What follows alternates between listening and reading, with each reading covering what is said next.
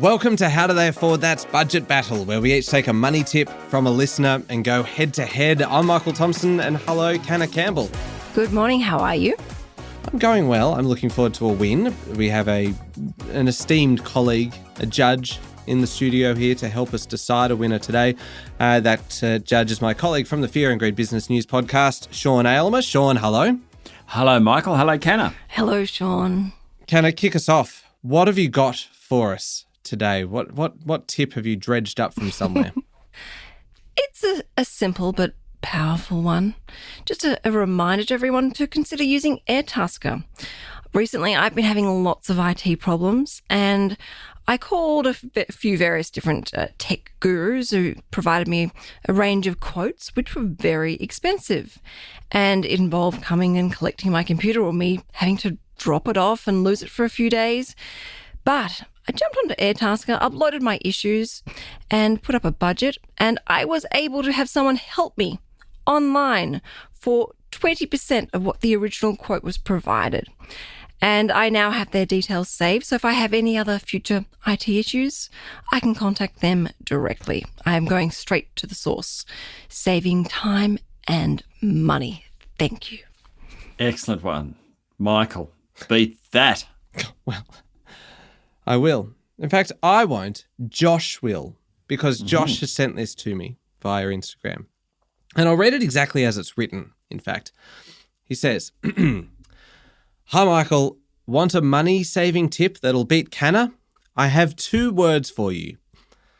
Tool libraries.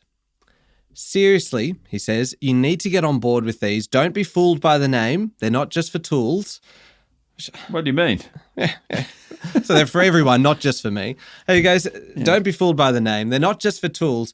A lot of them are called libraries of things now. There's capital L and capital T. Libraries of things now. He says, but the idea is that you go there and you can borrow what you need.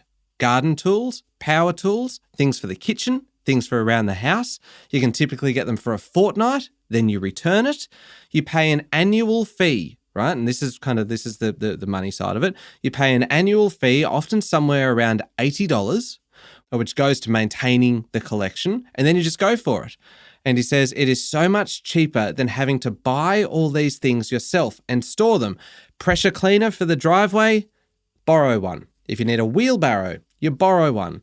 Ice cream maker for a dinner party, borrow one. Sporting gear, borrow it. Camping gear, borrow it. You can borrow all of it, and you only have to pay one fee of about $80 per year. And you can just keep on borrowing things and you take it back, and a fortnight is long enough to actually get the use out of it that you need. He says tool libraries, or libraries of things, are now dotted around the country, and they will save you an absolute fortune. He says to me, Michael, you're welcome. I think that's a cracker. I reckon that's a family member of yours. If he says, Michael, you're welcome, that's exactly what you would say. Actually, it kind of is, isn't it? I think he's probably been listening to the podcast for a while, good old Josh.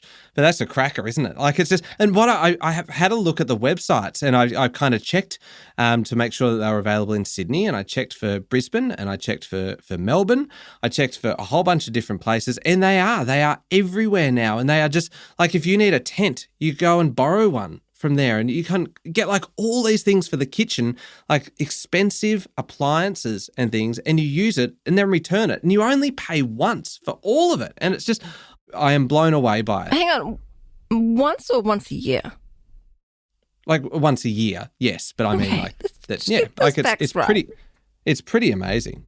Tell me, Canna, if you were the judge in this and you weren't a competitive person and I was you, which one would you give it to?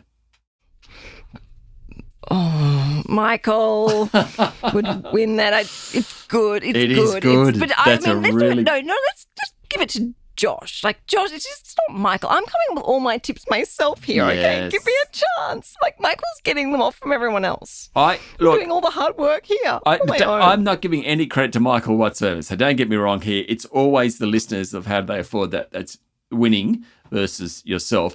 In this one, that is just a great idea. Josh, not you, Michael. Josh, big win. I love that you've robbed me of my victory here. I have won, yet I haven't won. So I cannot celebrate. Like, you two, the collusion between the two of you to deny me what is rightfully mine. Like, that's like saying that a gold medalist at the Olympic didn't win the gold, their country did. Like, no, I am the medalist here. I'm the one standing on the podium with the medal around my neck. I won. All Josh did was give me the tip. It was the presentation of it that really kind of brought it home. No, that's not right. Josh, well done. Oh, cheers. All right. Thank you very much, Sean. Thanks, Michael. Thanks, Canna. Thank you. There we go. That was the budget battle from How Do They Afford That? It is a bonus episode out each week. Send your own savings tips in. I'll put the links in the show notes so that you can pick either me or Canna.